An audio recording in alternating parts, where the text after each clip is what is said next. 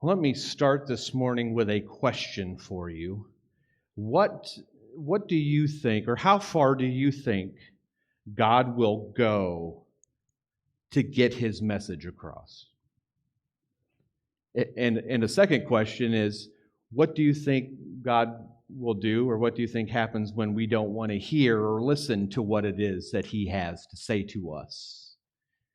Well, if Scripture is any indication, which, at least in my view, you might disagree with this, Scripture is probably the best place to give us an indication of what God might or might not do in a certain situation. If Scripture is any indication, we see that God will go to great lengths. In fact, he will go to any length he needs to get his message across to us. And if in the event when he does that we don't want to listen, he will just turn up the volume until he gets our undivided attention. Now, if you doubt that, you don't have to look much further than the story we're going to be looking at today out of Daniel 4, which is a story about a king who basically went insane.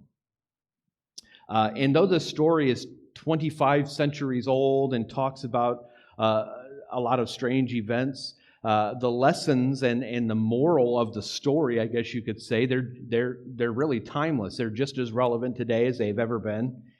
And even though we live in a very different world than Daniel and his contemporaries that we encounter in this book, really there's some things that haven't changed. One of those is the human heart.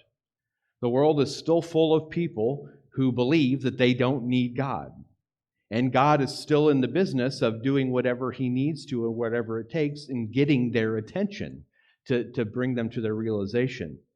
And one of the ways that he can do that is through failure.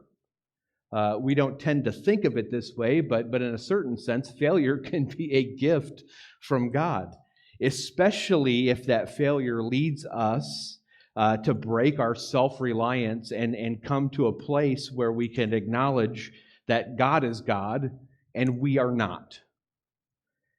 That's the lesson that King Nebuchadnezzar in this story has to learn, and in a very hard way. And in fact, it's not the only time he has to learn this lesson in the book of Daniel. There's a couple things we'll read in the book of Daniel that just sound like they're repeating themselves, and they are, but it's because the problems and the things that the stories that are telling are things that are worth repeating and worth reminding us of.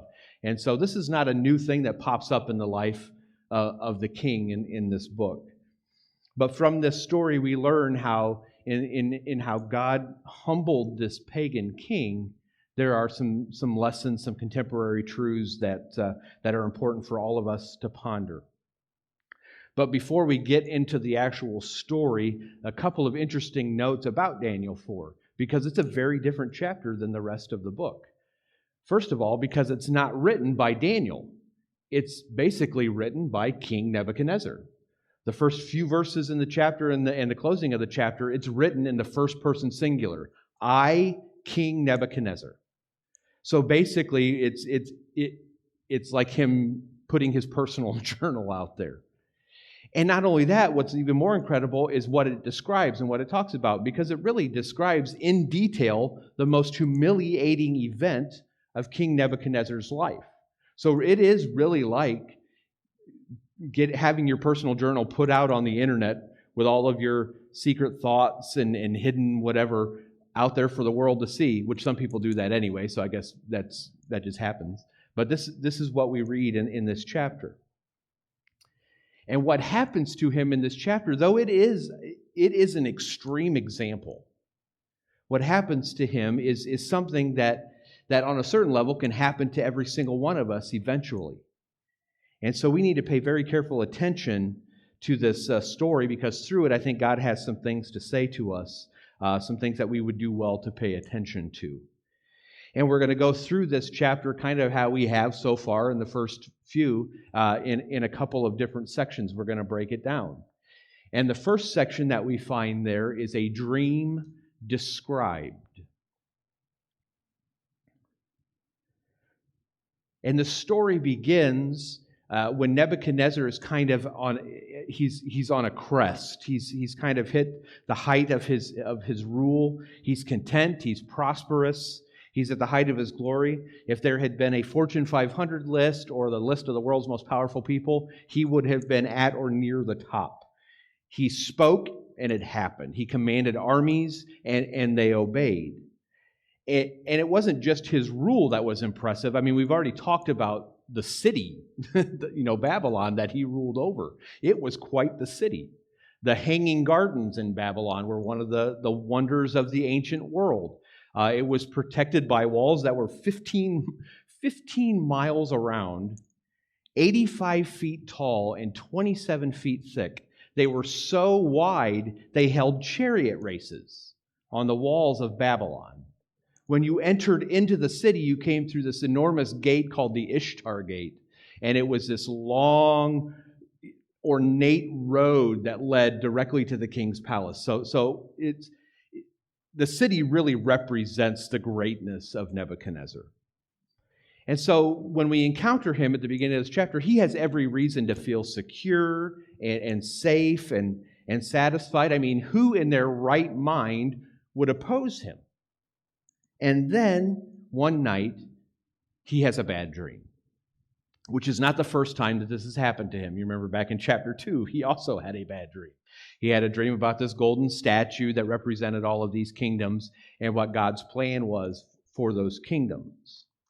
This dream, though, was different, and it was intensely personal. Now, you could think that the original dream was personal because it involved him losing his kingdom coming to an end, but this one was even more so. And once again, who is the man who's called on to come in and interpret this dream? Daniel. And we're going to pick up the story a little ways in verse 10 as Nebuchadnezzar starts to describe this dream that he has. In verse 10, he says, "While I was lying in my bed, this is what I dreamed. I saw a large tree in the middle of the earth. The tree grew very tall and strong, reaching high into the heavens for all the world to see. It had fresh green leaves, and it was loaded with fruit for all to eat. Wild animals lived in its shade, and birds nested in its branches. All the world was fed from this tree. Then as I lay there dreaming, I saw a messenger, a holy one, coming down from heaven. The messenger shouted, 'Cut down the tree and lop off its branches. Shake off its leaves and scatter its fruit. Chase the wild animals from its shade and the birds from its branches. But leave the stump and the roots in the ground, bound with a band of iron and bronze, and surrounded by tender grass. Now let him be drenched with the dew of heaven, and let him live with the wild animals among the plants of the field. For 7 periods of time, let him have the mind of a wild animal instead of the mind of a human. For this has been decreed by the messengers. It is commanded by the holy ones, so that everyone may know that the Most High rules over the kingdoms of the world. He gives them to anyone he chooses, even to the lowliest of people. Belteshazzar, that was the dream I, King Nebuchadnezzar, had. Now tell me what it means, for none of the wise men of my kingdom can do so.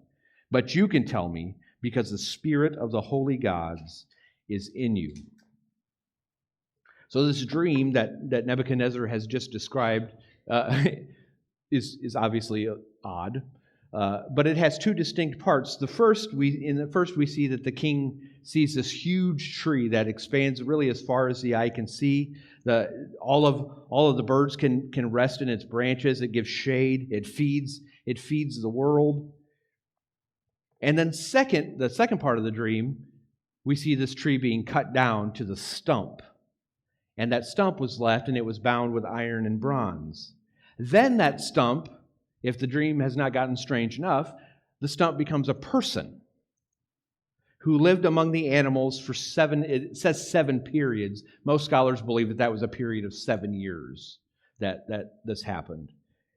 Sounds like the guy who's in the dream or that had the dream has completely lost his mind.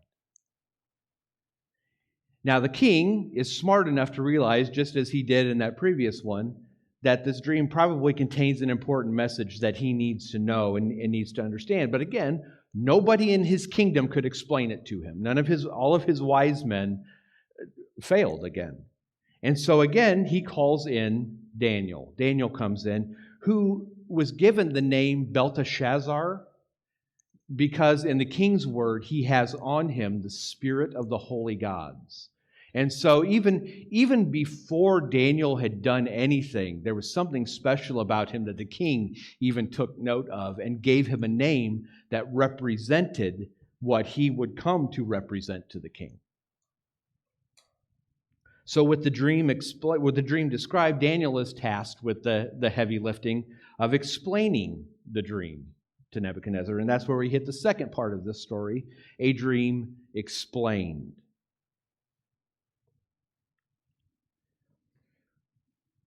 And when Daniel hears this dream, he knows exactly what it represents. He knows exactly what it means. But he hesitates to tell the king the awful truth behind it, which I can sympathize with.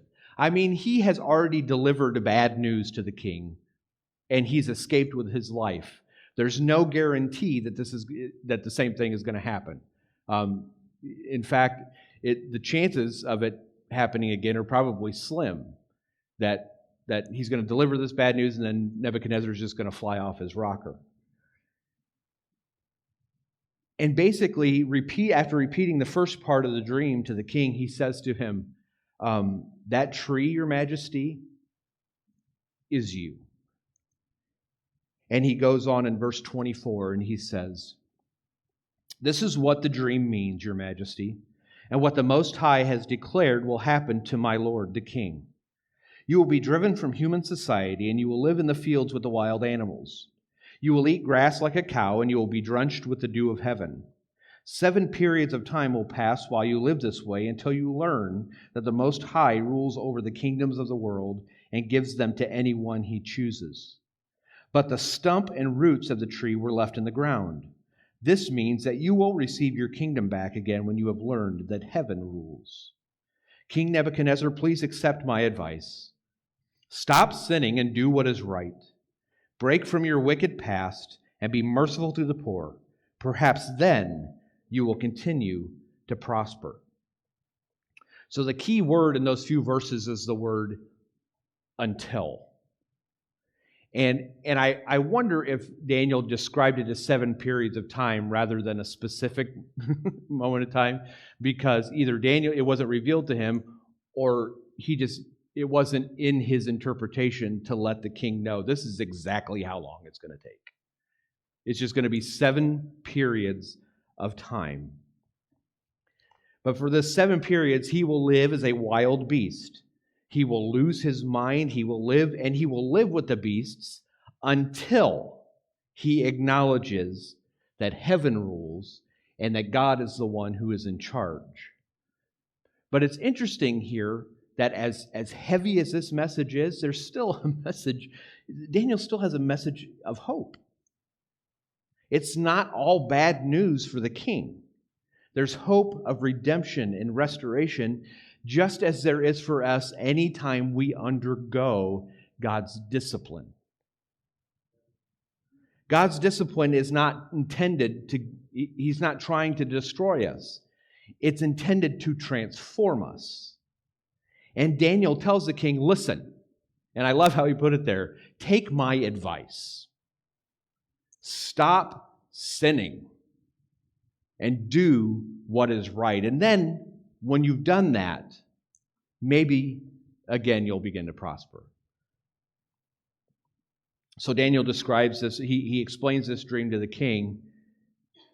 And then the third part of the story is we see a dream fulfilled. And boy, is it ever fulfilled.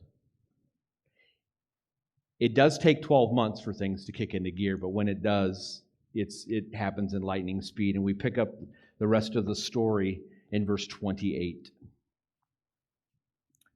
But all these things did happen to King Nebuchadnezzar. 12 months later, he was taking a walk on the flat of his royal palace in Babylon, or the flat roof of the royal palace in Babylon. As he looked out across the city, he said, "Look at this great city of Babylon. By my own power I have built this beautiful city as my royal residence to display my majestic splendor." While these words were still in his mouth, a voice called down from heaven, "O King Nebuchadnezzar, this message is for you. You are no longer ruler of this kingdom. You will be driven from human society. You will live in the fields with the wild animals, and you will eat grass like a cow. 7 periods of time will pass while you live this way, until you learn that the Most High rules over the kingdoms of the world and gives them to anyone he chooses. Exactly the same message Daniel had given him. The same hour, the judgment was fulfilled, and Nebuchadnezzar was driven from human society. He ate grass like a cow and was drenched with the dew of heaven. He lived this way until his hair was as long as eagle feathers and his nails were like bird's claws. This is the word of God for the people of God. Yeah. That's a hard one to repeat. Thanks be to God for.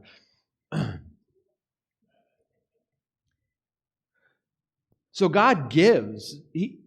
And this is something that didn't happen overnight. When it did, I guess you could say it happened overnight. God still gave Nebuchadnezzar 12 months to get his act together. 12 months to take Daniel's advice.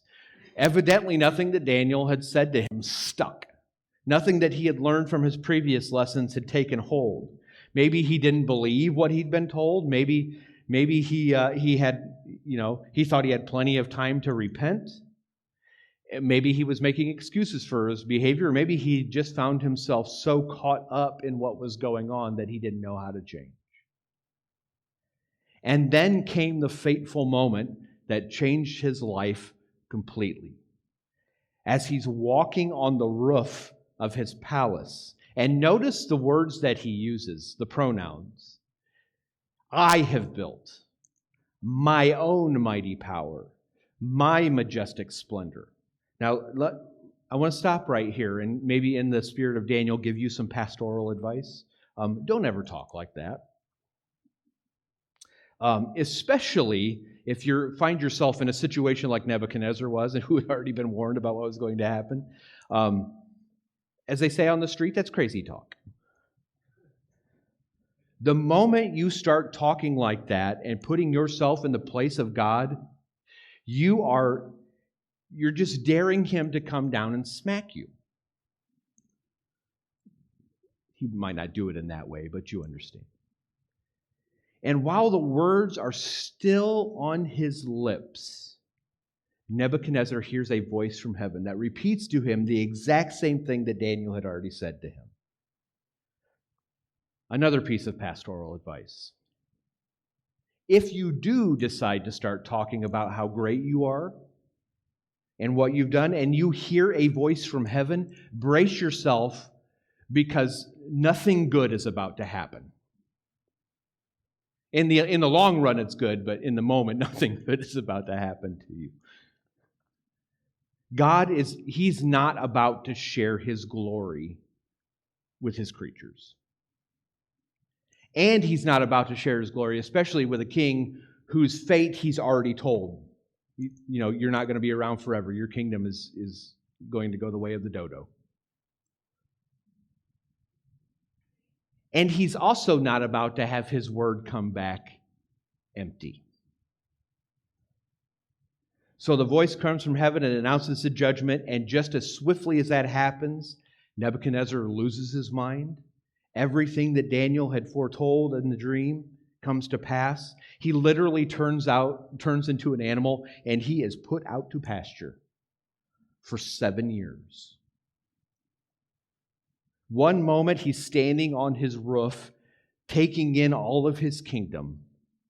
And the next, he's ripping off his clothes. He's grunting like an animal. He's eating grass. He's galloping on all fours down the streets of Babylon.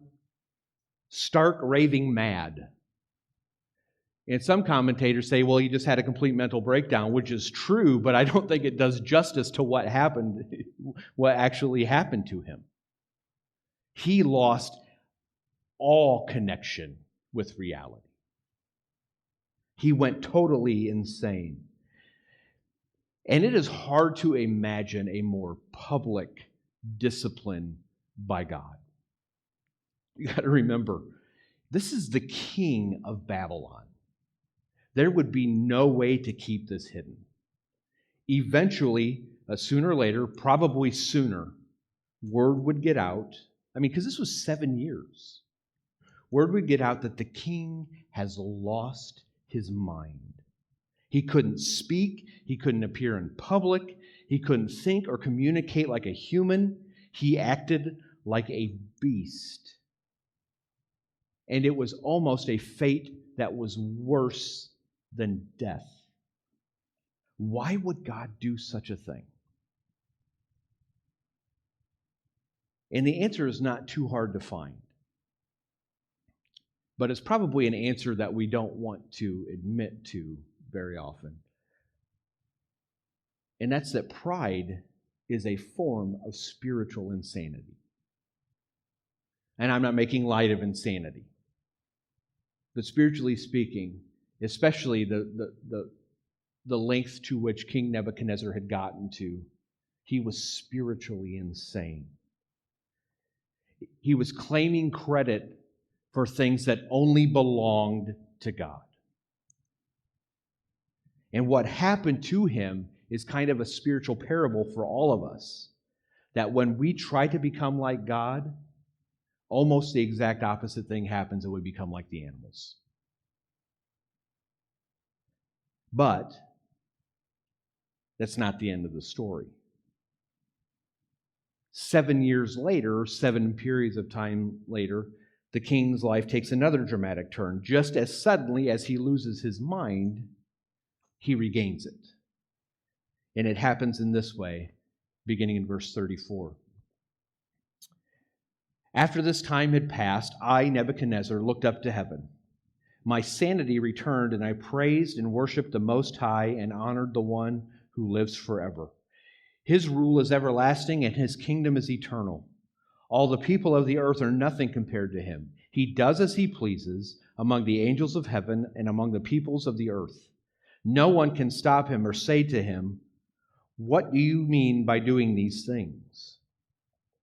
So Nebuchadnezzar, he comes to his senses again. He looks up, he lifts his eyes to heaven. He woke up, he's sane and restored. He spoke up, he praised the Most High. And he openly declares the praises of God, which is a response that we've seen him have before. It seems that he's finally gotten the message. God can do anything he wants to do, and no one can stand against him. And now he makes that proclamation for all of the world to hear. Verses 36 and 37 kind of give us the moral of the story, so to speak, and the end of the story. When my sanity returned to me, so did my honor and glory and kingdom. My advisors and nobles sought me out, and I was restored as head of my kingdom, with even greater honor than before. Now I, Nebuchadnezzar, praise and glorify and honor the King of heaven. All his acts are just and true, and he is able to humble the proud. There's a real subtle difference in how he makes this proclamation of the ones before. Before, it was the God of Daniel. It was the God of Shadrach, Meshach, and Abednego. Now he acknowledges it's not just their God. He is the God of heaven. So there's an interesting, very subtle change in how he says that. But take note particularly of the phrase that he ends with. All his acts are just and true. The NIV says everything he does is right. And that's when I have this in my notes, but as I was thinking about it this morning, I don't know that this is exactly accurate, but I'll say this. That's where true biblical faith begins and ends, at least. That's where the trajectory of faith should be, is this acknowledgement and understanding of who God is, that he is righteous, that he is just, and that everything he does is right. I think a lot of us struggle to reconcile those words because we look around us and we see all of these things that aren't right. But it's true. Everything he does is right. Now, I think before this experience, Nebuchadnezzar would have said that the greatest moment of his life would have been some military conquest or the construction of the city or something like that. But afterwards, I think he would look back on this moment, this period of 7 years, and when he came to his senses and began to realize who God really was, that was the greatest moment of his life. In his mind, those 7 years that he just experienced wouldn't matter in the grand scheme of things, because it would seem like a small price to pay to see God truly and clearly. Now, here is one test I think that we can take away from this for all of us, to show whether or not we have, when we go through discipline, to show whether or not we are growing through that. Can you look back without regret and thank God for what you learned, even though the cost to learn it seemed great? Was the value of the lesson greater than anything that it might have appeared to cost you? I can't say this because it doesn't say, but I say this with some confidence because he wrote it. He told this story. I don't think he was embarrassed by those 7 years. I think if he would have been, that story, he would never have allowed that story to end up in the book of Daniel. Although with God in charge, I don't know that he might have had any control over that. Or somebody else would have told it on his behalf. He would not have told it in the first person. And he would have changed a lot of the details. You can know that you have grown, that you have made a spiritual breakthrough, when you can tell your own story and the lessons that you learned without feeling the need to kind of sugarcoat how God might have brought you to learn those lessons. That's what we see here in Nebuchadnezzar's testimony. If we get nothing else out of this story, I think one of the most important lessons is what he says there in that one, to remember in that last sentence, all his acts are just and true, and he is able to humble the proud. And if there was ever a man in that day and age who was proud, it was King Nebuchadnezzar. And we close with 4 principles that kind of help us understand in our own stories how God might deal with us through his discipline when we attempt to kind of live without him. And these are not as poetic maybe as I was going through these, and they're long and they're a little clunky, but the truth in them is powerful. And so I want you to pay attention and hold on to these. The first principle that we see here is that God's righteousness causes him to intervene when we believe we don't need him.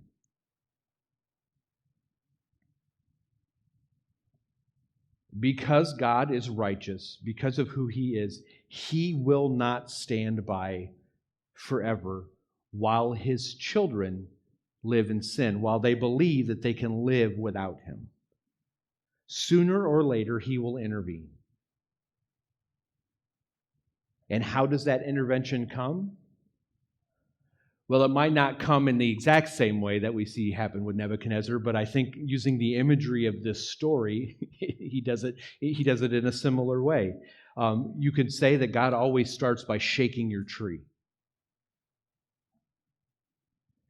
Whenever we think we can live without God, he reaches down from heaven and he starts to shake the things that we have put our confidence in. Could that be the explanation of some of the things that we go through in our lives, some of the things that we suffer? Could it be that some of those things are God's way of shaking our tree in order to get our undivided attention? C.S. Lewis said that God whispers to us in our pleasure, but he shouts to us in our pain. It's his way of waking a sleeping world. Whenever we begin to think we've got it made, when pride starts to make us spiritually insane, God will reach down and he will shake our tree. It's his way of saying, it's time for you to pay attention to me.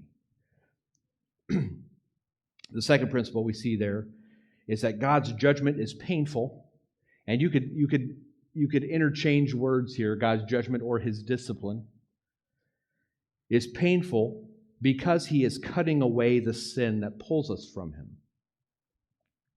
One of the things that's interesting, and I missed this in my notes earlier, but I'll say it now, is that what we see Nebuchadnezzar experiencing here, it's not arbitrary, it's not merely punitive, it is disciplinary judgment. God is doing this to Nebuchadnezzar to get him to change. He's not just making some random example of him. Because Daniel tells him, stop sinning. If there was no hope, Daniel's just he's giving him a glimmer of hope that doesn't exist. There's a chance for Nebuchadnezzar to change here. It's an extreme example, but God he's not pouring out judgment on him. And there's a reason that it's painful. Is because the whole purpose of it is to cut away something that has made everything else go wrong. I mean, there are some of us in the room that can relate to this. Let's suppose you go to the doctor because you're feeling some random pain, and he checks you out and he says, you've got cancer. We're going to have to do surgery to cut this out. And you say, I don't want to do the surgery because it'll hurt. Now, depending on the situation, this is an illustration, so it doesn't hold every example, and he looks at you and he says, if we don't do the surgery, you'll die. That's what's going on here. There are things in our lives that God wants to cut away, and if he doesn't, we will die. And sometimes the cutting away of those things, most of the time in God's discipline, it's never comfortable, and it's sometimes just painful. In the king's case, it was utterly devastating and totally humiliating. And sometimes it's not just a matter of cutting the tree or shaking the things out. Sometimes he's got to cut the whole tree down to get it to grow healthy again. And sometimes that cutting process may go on for 7 periods of time, and it might be very public. The third principle we see is that God's discipline lasts until we learn the lessons he wants to teach us. There's that word again, until.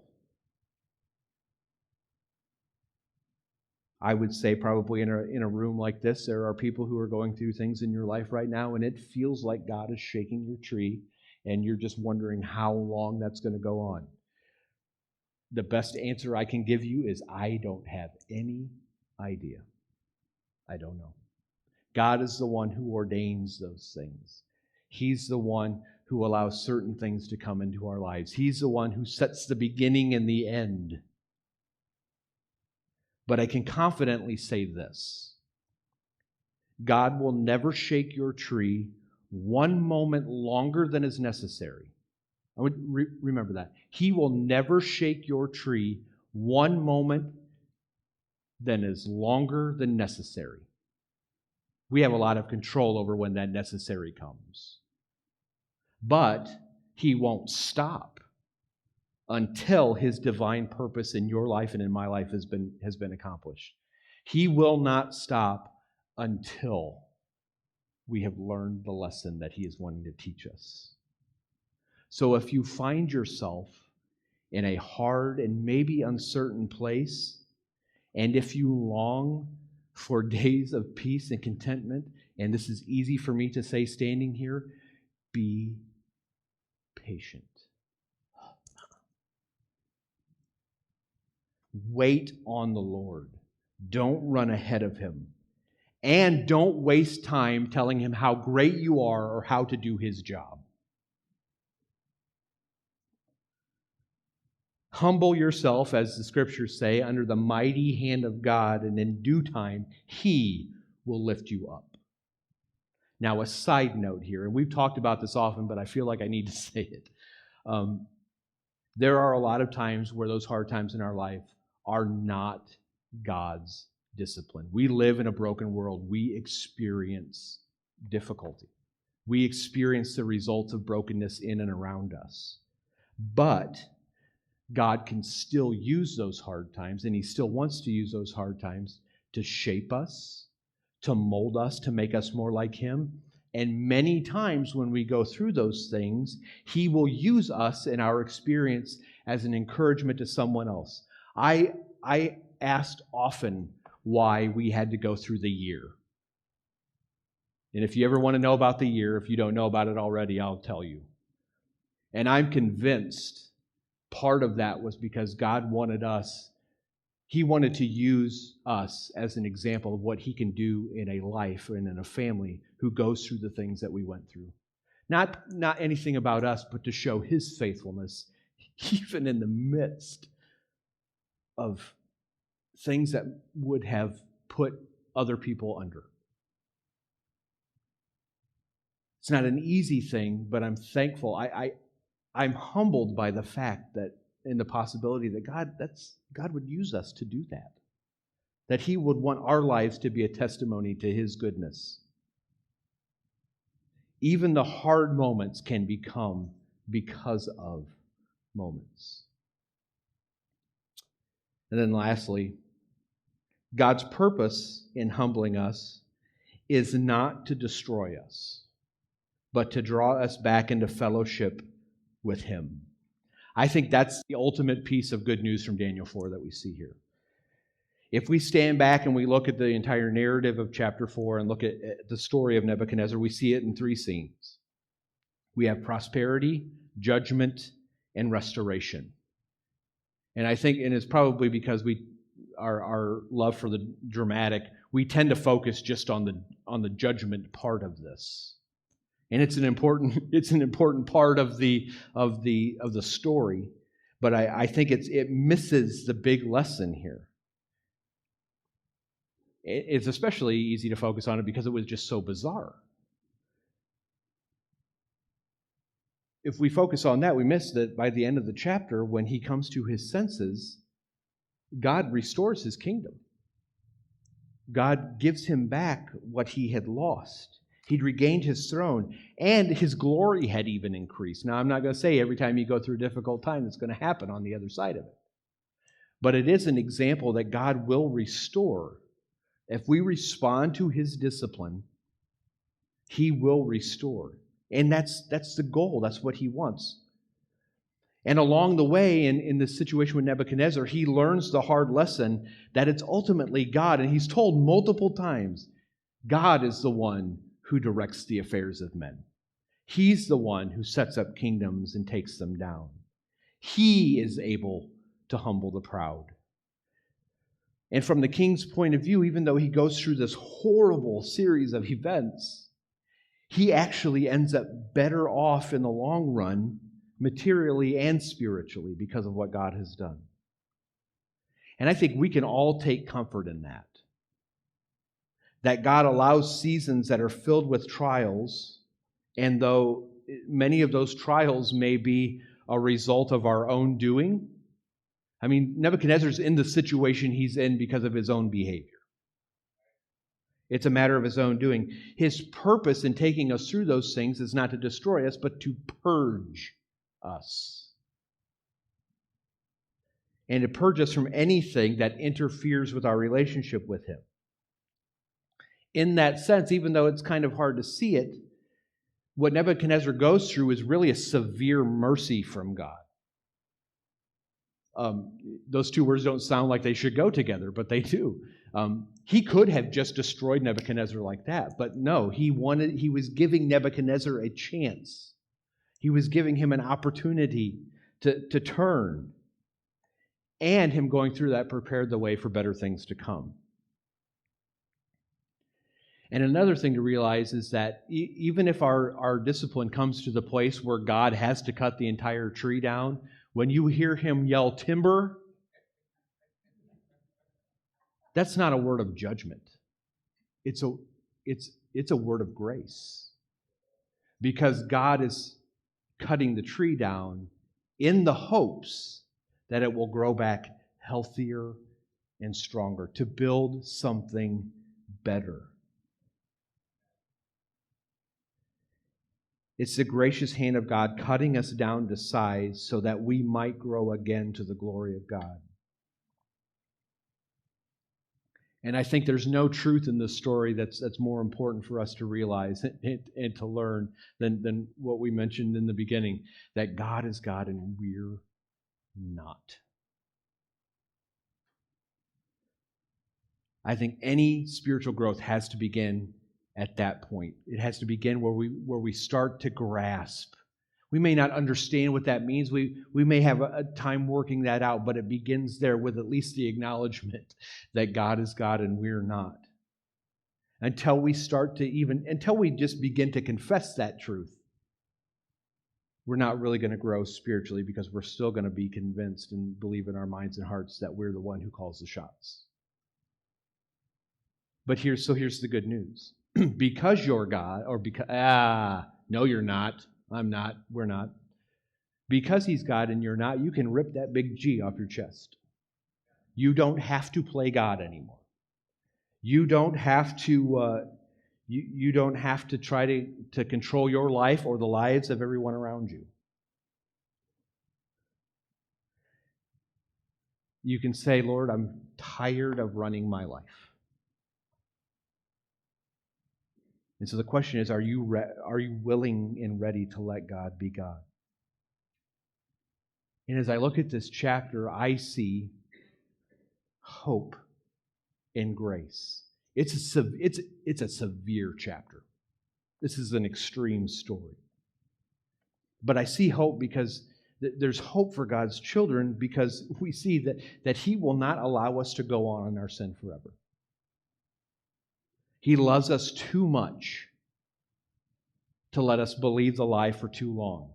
Now, we may get to a point where we don't hear His voice, and He can turn up the volume as loud as He wants, and we're just going to ignore Him. Well, that's a whole other set of issues. But sooner or later, He's going to intervene, sometimes in public and painful ways, but He does so to bring us back home again, not to destroy us. So there's hope for those who are near, and there's also hope for those who are far off. I mean, remember, Nebuchadnezzar was a pure pagan king. He was named after a pagan god. He didn't know God. He didn't worship Him. And yet when God gets through to him and he wakes up, he goes from this pagan king and he sounds like a seasoned psalmist. I mean, you read it sounds like something that David would have written. He gets it. At least in the moment, he gets it. That's what God can do, and only God can do. There's hope for all of us, and God knows how to get His message across to us anytime He pleases. He knows how to ring your phone. I remember there was an evangelist that spoke on the district. Charles Johnson just passed away a couple of years ago, and he would say, I remember him repeating this at camp meeting over and over again, your phones are ringing. God knows how to get your phone to ring. He knows how to ring your phone day or night, and He's got all of the unlisted numbers of your friends too. Which brings me back to where we started. How far will God go to get His message across to us? Just ask Nebuchadnezzar. He will do whatever it takes. He won't stop at nothing. Be encouraged by that. But be warned that God will do whatever it takes. Don't be like Nebuchadnezzar, or you too may be put out to pasture. Let me close with this thought. There's a famous scene in the Chronicles of Narnia books where one of the Pevensey children is talking to the beavers about Aslan, and she asked, is he safe? And Mr. Beaver says, safe? No, he's a lion. But he is good. He's the king, I tell you. God is not safe, as we see in stories like this, but He is good. He's the king, I tell you. Which means that even when our tree is shaking, we know that He means it for our good and for His glory. So let's let God be God, and all creation will sing his praises. Amen. Let's pray together.